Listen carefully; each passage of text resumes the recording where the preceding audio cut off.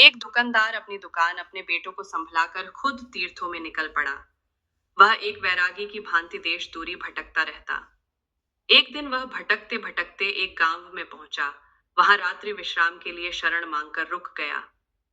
वह एक घर में उस घर के मालिक की शरण में रुककर रात्रि काट रहा था। वह रात्रि भोजन मकान मालिक से पाकर रात को सोने के लिए उस मकान के आंगन में सो रहा था। तभी अर्धरात्रि के समय एक महिला उसके समीप आई और उसकी चारपाई पर ही उसके बगल में सो गई। तभी उसकी आंख खुल गई और अपनी चारपाई पर महिला को देख वह तुरंत उठ खड़ा हुआ। मगर जैसे ही वह घबरा कर चारपाई से नीचे उतरा, उस महिला ने उसे फिर चारपाई पर खींच लिया। वह महिला बदहवाश उसके करीब आती जा रही थी। वह महिला वासना की अग्नि में दधक रही थी। यह सब देख उसने महिला से कहा, आप ये क्या कर रही हो? मैं एक त्यागी संत हूँ और तुम इस समय वासना से भरी हो। तुम मुझसे दूर हो जाओ, नहीं तो मैं अभी इसी समय इस घर को त्याग दूंगा। महिला ने संत के रुखे शब्दों को सुना, मानो उसे वह तीर की भांति भेद रहे हो। वह लपकती हुई संत को अपने बाहुपाश में समेटकर अपनी मनमानी करने को आतुर हो रही थी। संत ने पूछा, तुम हो कौन और मुझसे इस तरह व्यवहार क्यों कर रही हो? तब वह महिला बोली, तुम जिस घर में ठहरे हो, यह घर मेरा है। मैं इस घर की मालकिन हूँ। वह व्यक्ति जिसने तुम्हें रात्रि विश्राम के लिए शरण दी, वह मेरा पति है। तब तो संत बोले, ठीक है, तुम्हारे पति घर में सो रहे हैं, तुम्हें उनके पास जाना चाहिए। तब वह महिला बोली, तुम जब मेरे घर पर शरण के लिए आए थे, तब मैंने तुम्हें देखा था। तुम्हारे रूप यौवन की मैं दीवानी हुई जा रही थी। तुम्हें पाने की लालसा में मैंने यह बीते कुछ पल बहुत मुश्किल से गुजारे।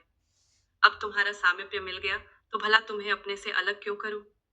अब उस संत ने उस महिला को समझाने की कोशिश की कि देखो, तुम एक विवाहिता हो। तुम्हारा कर्तव्य पति सेवा है। ऐसे में तुम मुझ जैसे वैरागी को पाना चाहती हो। यहाँ तुम्हें शरण नहीं मिल सकती। तुम्हारी जगह अपने पति के पास है। जाओ, लौट जाओ अपने पति के पास। वह महिला कुछ सुनने को तैयार न थी। तब वह बोली, अच्छा, तो मेरे और तुम्हारे बीच मेरा पति आ रहा है। अगर मेरा पति ना हो तो तुम मुझे अपना लेते। वह तुरंत घर के भीतर गई। उस महिला ने घर पर रखी पति की तलवार को निकाला और उस तलवार से पति पर वार कर दिया। उसका पति वहीं मर गया। वह खून से भरी तलवार ले जाकर उस संत को दिखाते हुए बोली, लो, मैंने तुम्हारे और मेरे बीच खड़ी पति रूपी दीवार नष्ट कर दी। मैंने पति का गला काट डाला। अब वह कभी हम दोनों के बीच में नहीं आ सकेगा। बेचारा वह संत, दुकानदार यह सब देख वहां से भागने लगे। बहुत कोशिश के बाद भी संत वहां ना रुके तो उस महिला ने उस तलवार से खुद पर वार किया और सदैव के लिए खत्म हो गई। संत जैसे तैसे वहां से निकलकर भागे, बहुत दुखी रहने लगे। उनका दुखी चेहरा देख एक संत ने उन्हें कहा, लगता है तुम बहुत दुखी हो। क्या बात है जो तुम्हें परेशान कर रही है? हम संतों को अपने दुख से नहीं, दूसरों के दुख से दुखी होते हैं।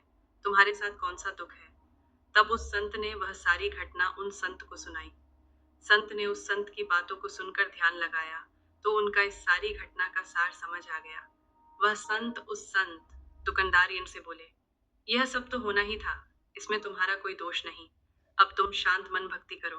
तब वह संत दुकानदार बोले कि यह सब होना ही था, इसका क्या मतलब? तब वह संत हंसते हुए बोले, तुम मेरे पास बैठो, मैं तुम्हें सब बताता हूँ। उन संत ने उस संत दुकानदारों से कहा, यह सब पिछले जन्म का कर्जा था जो उस महिला ने ले लिया।